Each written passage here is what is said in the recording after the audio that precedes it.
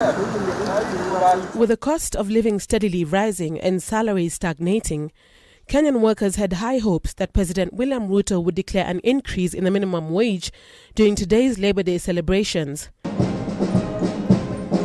The president has instead announced that the government will create a new wage and remuneration policy to harmonize salaries across the public and private sectors. We are going to have a new wages and remunerations policy. Tuondoe tofauti ambayo iko kati ya wafanyikazi wa umma, wafanyikazi wa private sector.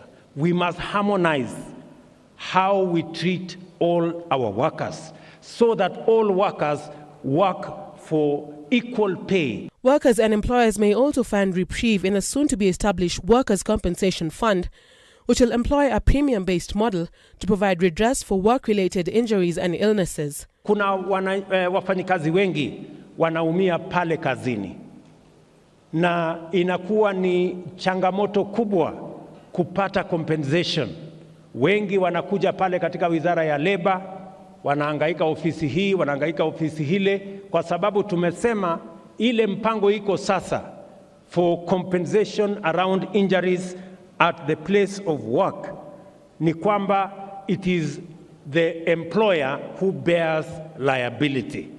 We want to change the structure because some employers run away from that responsibility when it happens. Ruto has, however, criticized labor union leaders for failing to advocate for adequate retirement benefits for Kenyan workers.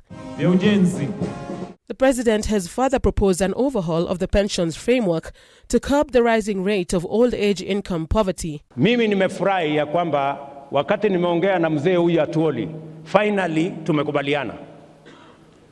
Na kuanzia miezi miwili iliyopita, sasa kila mfanyikazi analipa 6% na kila employer analipa 6%.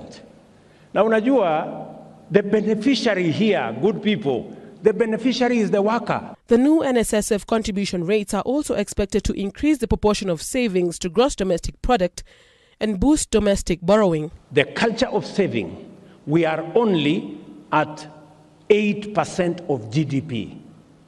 Nchi zingine ziko all the way to 55% of GDP.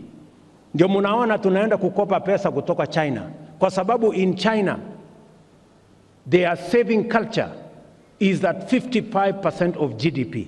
Hatutaki kwenda kukopa pesa China tena.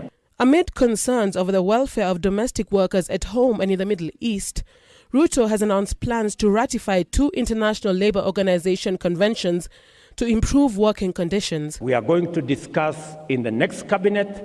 My deputy here is going to lead that charge so that we can conclude and we can ratify the Convention on Decent Work for Domestic Workers, ILO Convention number 190, together with ILO Convention number 189, to ensure that workers can go to work, there is no harassment, there is no intimidation, and there is no violence. Kenyans now remain keen to see whether the government will implement these measures and deliver on its pledges to improve the living and working conditions of its workforce. Na wageni wote ambao tumekaribisha Muriel Adhiambo, K24.